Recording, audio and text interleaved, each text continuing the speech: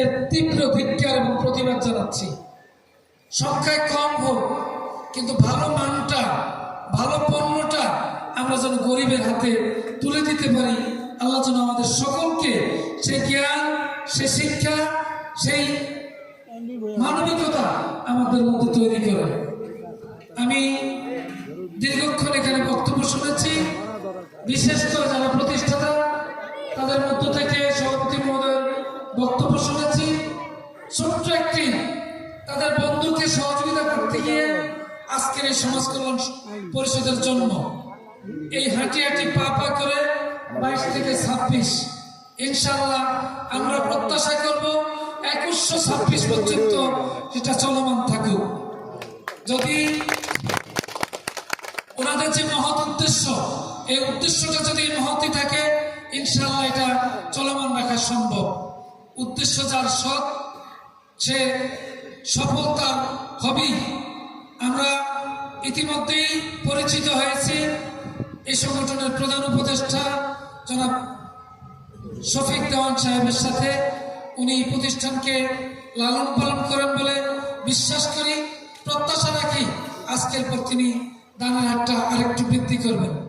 আমরা যারা আছি, আমিও আজকের এই অনুষ্ঠানে প্রতিশ্রুতিবদ্ধ হচ্ছি, এই সামাজিক কাজে যদি নিজেকে সম্পৃক্ত করতে পারি, তাইলে হয়তো এর উসিলা করে কাল কিয়ামতের মাঠে মুক্তি পাওয়ার জন্য আমার একটা ফায়সালা হইতে পারে।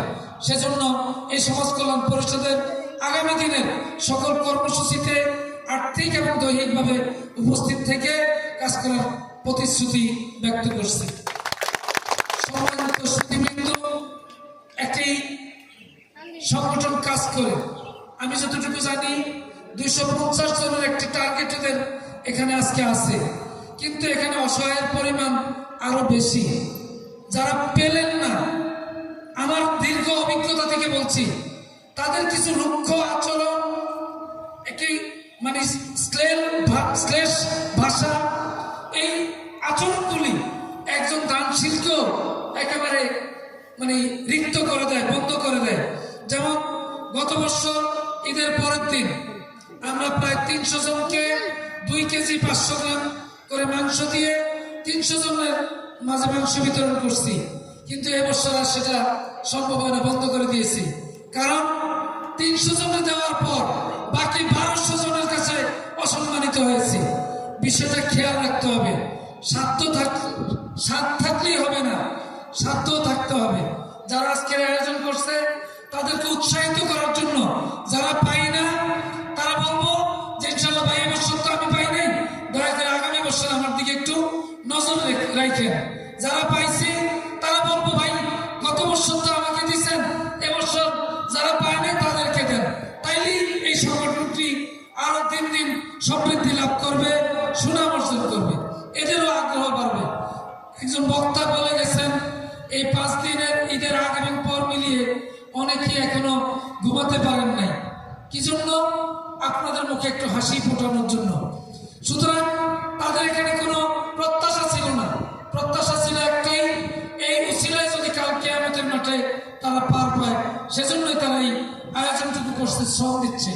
আমরা সকলেই প্রত্যাশা করব এবং সহযোগিতা করব আগামী দিন যেন সর্বপরিবেশ সমাজ কল্যাণ পরিষদ আরো অনেক বেশি সংখ্যক লোকের হাতে এই ঈদ উপহারটুকু তুলে দিতে পারেন, হাসি ফোটাতে পারেন, সে প্রত্যাশা রাখছি।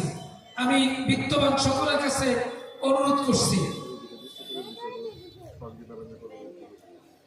আমি বিত্তবান সকলের কাছে অনুরোধ করছি, 10-এর লাঠি কি হয়, 1-এর বোঝা হয়। আমরা যদি সবাই, যারা যাদের সামর্থ্য আছে, তারা যদি একজনকে যে ঈদ উপহারটা দিবে, এই পরিমাণ অর্থের সহযোগিতা যদি সমাজ কল্যাণ পরিষদের হাতে তুলে দিতে পারি, তাহলে একজন লোককে সাহায্যটা বাড়িয়ে দিতে পারবে। আমি বিনয়ের সাথে অনুরোধ করছি, আমরা সকলে যেন তাদের এই মহৎ উদ্দেশ্যের সাথে নিজেদেরকে সম্পৃক্ত করতে পারি। আমি সমাজ কল্যাণ পরিষদের নিবন্ধনের জন্য অফিসিয়ালি যতটুকু সহযোগিতা দরকার সবটুকু সহযোগিতা হাত বাড়িয়ে দিব। এই প্রতিশ্রুতি বক্তব্য দীর্ঘায়িত করছি না, আগামী দিনে আপনাদের সকলের পাশে থেকে আমরা যেন মানব কল্যাণে কাজ করতে পারি সেই দোয়া চেয়ে